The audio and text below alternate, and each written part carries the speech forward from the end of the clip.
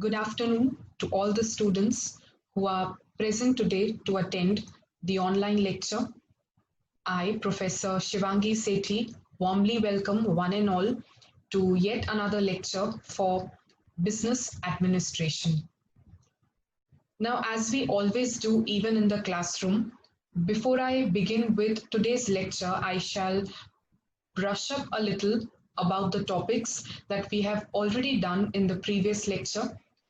Now, if you had attended my previous lecture for business administration, you already know that we have started with chapter number 1, financial management. We have talked about few topics into that. So let me just revise your topics done in the previous lecture, and then we begin with the new things for the day. In the previous lecture, we had begun the discussion with the very meaning of financial management. So I very well told you that finance is considered to be the lifeblood for any organization. You cannot imagine a business organization running without finance. So management of finance is very important for any organization.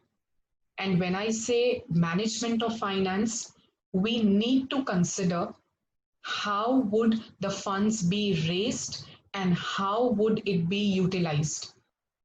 And these are the two things that comprises the definition of financial management. So the finance manager has to work for raising of adequate funds at the minimum cost, but the same has to be used optimally in a business organization. I can say that money is raised at a cost. So the cost of finance has to be minimum, but the utilization of the funds has to be done optimally and the maximum possible. So we have done with the definition of financial management as to how a corporation raises its finance and how it makes the use of it. Moving further, we had also discussed the importance of financial management. I hope the topic was clear to you. Just have a look on the points again that we had done in the previous lecture. Finance will have to be managed for the success of promotion of an enterprise, smooth running of the enterprise, for expansion, and ultimately to plan out the cash, that is to plan out the liquidity position. We had also done with the discussion on finance function. I had very well explained you that finance function has two different approaches to it. One being the traditional approach and the other being a modern approach. Now, I had talked about quite in detail about both the approaches in the previous lecture, but in case you failed to attend the same, I will give you again a brief idea on the same, and others can of course revise their concepts once more. When I say traditional approach of finance function, it considers only one aspect of financial management, that is acquiring the funds at a minimum cost. But the another aspect of optimally utilizing the finance was excluded from the traditional approach. But on the other hand, in the modern approach, we have to consider both the things, namely acquiring the funds at a minimum cost and making the maximum use of the same. So these were few things that you need to remember, particularly for traditional approach. So as I said, its emphasis will be only on the raising of funds. I also talked about a word that is traditional approach is known as an outsider looking in approach. Because we are talking only on the raising of funds, funds will be raised from outsiders, let it be an investor, a creditor, bank, or any other insurance or financial company. Because we are considerate about raising of funds only and only about the outsiders, it is known as an outsider looking in approach. This approach is quite narrow because it considers only the problems of joint stock companies.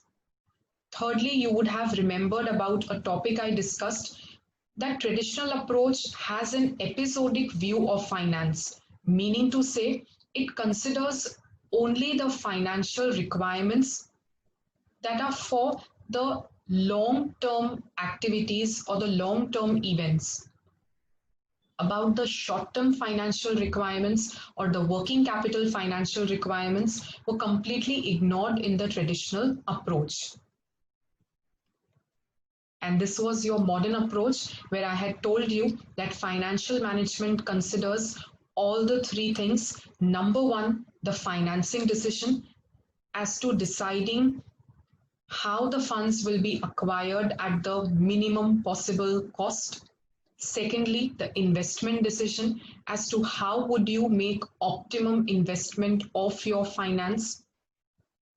And thirdly, the dividend decision, that is, once the profit is earned by an organization, whether the profit will be distributed as dividend to the shareholders or whether it will be retained in the organization for expansion and development.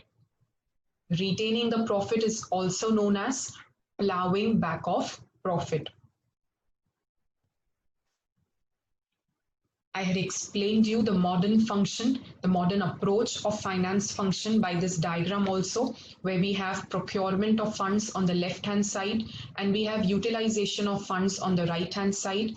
Procurement could be from the long-term sources, could be from the short-term sources. Similarly, funds can also be utilized for the short-term investments, that is the working capital requirement, or the long-term investments that we name as the fixed capital requirement. We had ended the discussion in the previous lecture with the difference between modern approach and traditional approach. So I hope you are clear up till all the topics.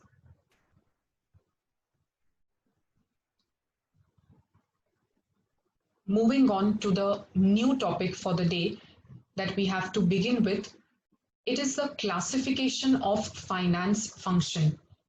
Now in the chapter, we have talked about what do you mean by financial management, and by now you also know the two approaches to finance function.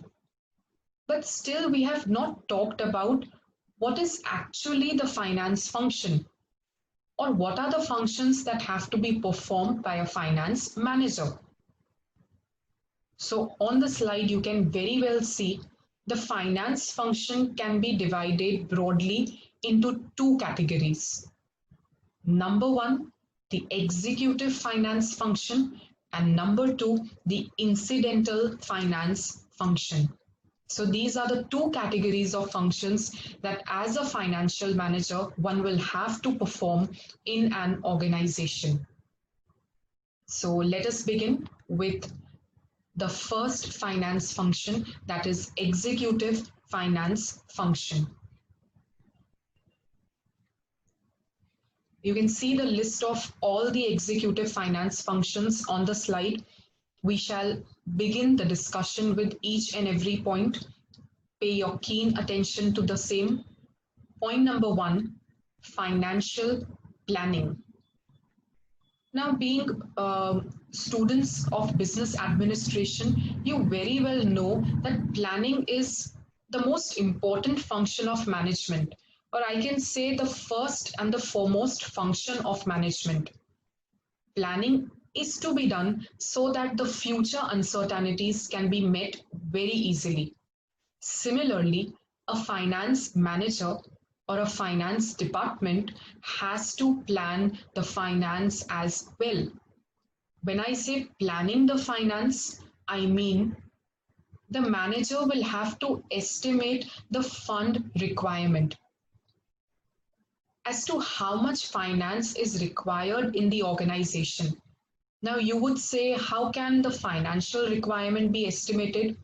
So as a finance manager, we can prepare the budgets. Based on the past information, we can prepare a budget where we can estimate the inflow and the outflow of cash. If you have an estimate about the cash inflow, about the cash outflow, you can very well get an idea as to when and how much finance has to be raised from the sources. So definitely the first function of a finance manager shall be to undertake financial planning. Also, the finance manager will have to decide whether the funds are optimally utilized or not. Point number 2, the finance manager will have to determine the asset management policy. When I say asset management policy, a finance manager will have to take decisions as to under which asset the finance will be invested. Whether the funds will be invested in some long-term asset or a fixed asset, or whether it will be invested in the current asset. That is nothing but making the optimum utilization of funds. But the investment decision can be taken when he makes a comparison between the cost of obtaining the funds and the return that is received on investment. I gave you an example in the previous lecture also, that when you raise money, let us say you are raising money from banks at interest of 10%, you should make possible that when you invest the same money in your business organization, it gives you a rate of return anything but more than 10%. Otherwise, it is needless, it is worthless to raise that amount of money from that particular source. Point number 3, determine the requirement of finance and external sources of finance. So now, as a finance manager, he needs to determine the requirement of finance. When I say requirement of finance, he has to estimate the cash inflow, the cash outflow, based on which he can decide as to how much funds are need to be raised and from where the funds can be raised, as to what will be the sources of finance. The external sources of finance could be a commercial bank, could be a financial institution, could be the money that you raise from the shareholders, from the debentures and whatnot. So if the requirement of finance is determined, even the sources of finance can be decided. Because ultimately a finance manager has to decide as to from where the funds can be raised and at the best price that it can be raised. Point number 4, negotiation for obtaining funds. When I say negotiation, it is nothing but a process of bargaining or a process of discussion. Up till now, the finance manager has already estimated the financial requirement. In point number 2, he also has decided as to where the funds would be invested. Point number 3, he also decided the source of finance. So now, once the sources have been decided, he will have to enter into negotiation for obtaining the funds. You very well know that money is obtained at a cost, and when the money is raised from the external sources such as banks, such as the shareholders, debenture holders, there are a number of formalities that have to be fulfilled. There is a lot of paperwork that has to be undertaken. So once the external sources are decided, there comes the negotiation for obtaining the funds. Only when the formalities are fulfilled, one can obtain the funds from that particular source. Point number 5, distribution of net profit. So as I said up till now, we have discussed about the function of raising and utilizing the funds by a finance manager. But afterwards, whatever profit will be earned, we are talking about the net profit after tax. That net profit can be distributed in many ways. So as a finance manager, he will have to decide as to whether the profit will be distributed among the shareholders in the form of dividend, or will it be invested in the business unit itself. Now, when shareholders are giving you their hard-earned money and they are investing their money in your business, they also demand some kind of dividend in return, whether it be an equity shareholder, whether it be a preference shareholder. So that kind of distribution has to be decided by a finance manager. Secondly, the surplus left after distribution of dividend can be invested in the business itself, that we call it as the retained earnings or the plowing back of profit. So a finance manager will have to decide as to how the net profit will be distributed. Point number 6, estimating and controlling the cash flow. Now here the finance manager will have to estimate the cash inflow and the cash outflow so that there is enough cash always on hand. When I say enough cash on hand, we neither mean inadequate funds nor do we mean excess of funds, because both have their adverse consequences. If you have less funds on hand or you have less liquidity, you will never be able to meet with the liabilities or the debts of the firm as and when they arise. You will have scarcity of funds to pay off the debts. At the same time, if you have excess funds available, it would again be just blocked in your business, giving you less or no return at all. So as a finance manager, the cash flow has to be estimated, based on which he can decide as to whether the funds have to be raised or not. Secondly, the cash flow has to be also controlled. As I said, neither more nor less funds to be kept on hand. As a finance manager, he has to always maintain a balance between profitability on one side and liquidity on the other side. Lastly, the seventh function, the seventh executive finance function, is controlling the financial performance. Now, you already very well know about controlling as a function of management. Do you remember what is controlling? It was nothing but making a comparison between the actual and the standards.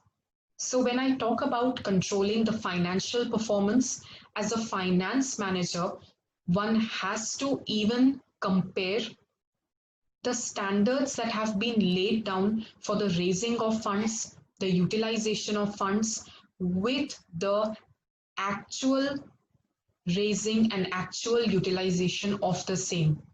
If there are any sort of deviations or differences between them, they can be removed by taking the corrective measures or the remedial actions.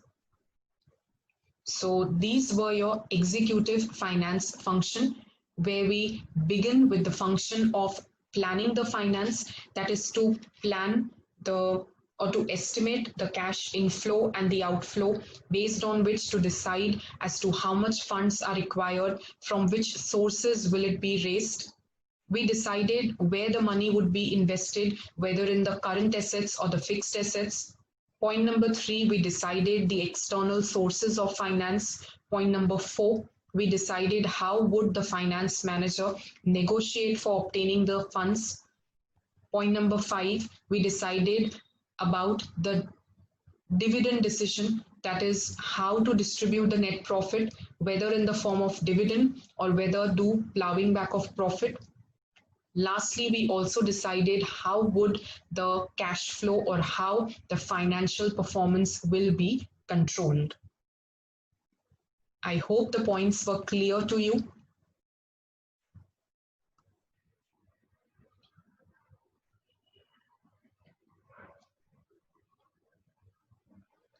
So now moving to the another finance function, that is the incidental finance function. You can see the list of all the incidental finance functions that have to be performed by a finance manager. To begin with, number one, supervision over cash receipt. Now, when I say cash receipt, it is basically cash inflow. Can you guess the source, which is the source giving maximum possible cash receipt for a business organization? It is nothing but the sales. So, as a finance manager, he needs to pay attention as to the money received in time pertaining to sales. We are here talking about not only cash sales but also credit sales, especially that the debtors pay the money on time. Point number two, a finance manager will have to pay attention also on the cash disbursements, that is the distribution of cash.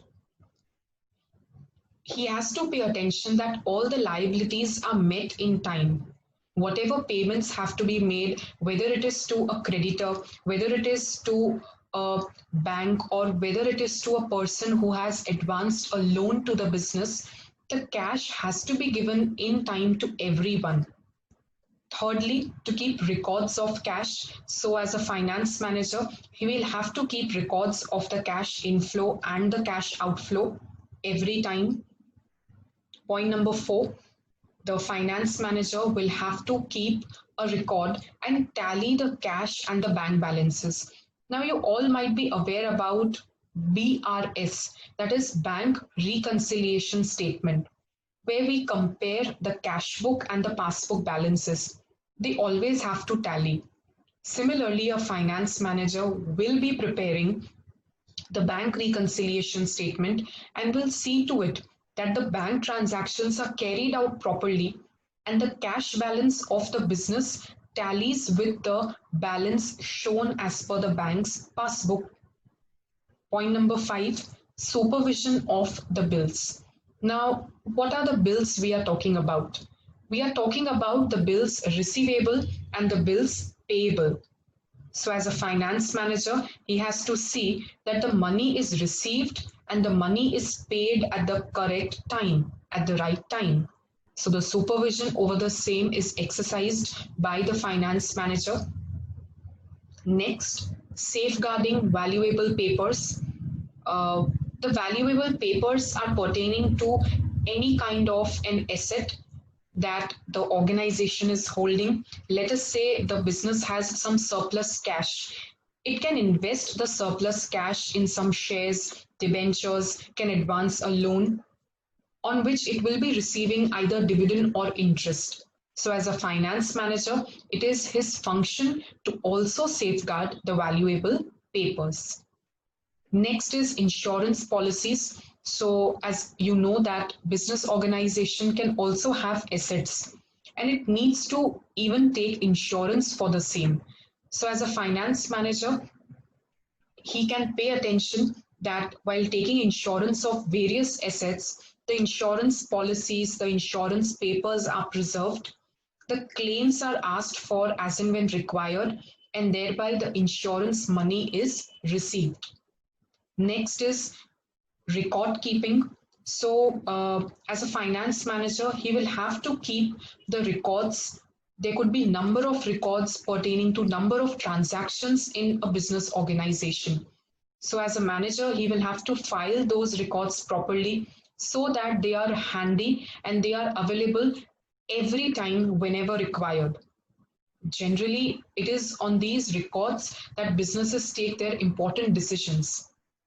So they have to be preserved. Lastly, the finance manager also has to prepare the reports on financial matters. When I say reports, he will have to prepare balance sheet, which is showing the position of assets and liabilities. He will have to prepare a statement of profit and loss, could be a cash flow statement, a fund flow statement, etc. So those reports or those accounts that are presenting the financial condition of a business shall have to be prepared by a finance manager. So these were the incidental finance function of a finance manager. I hope you are clear even with the functions of a finance manager. we did with the executive finance function, and the second was the incidental finance function.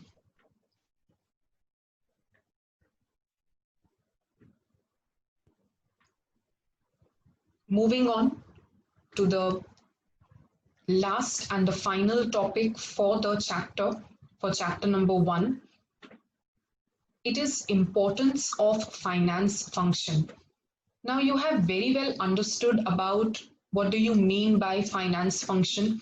You very well know even the approaches and different finance functions that a manager will perform, whether executive or whether incidental.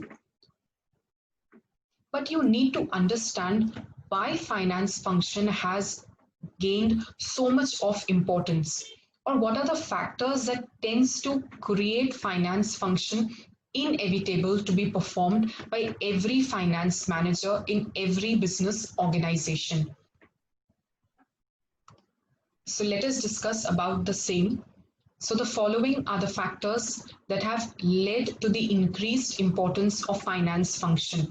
Before I begin with the importance, or before I explain you the same, it has to be very much clear in your mind that capital is nothing but the lifeblood for every organization. It is considered to be one of the most important resource without which none of the organizations can run.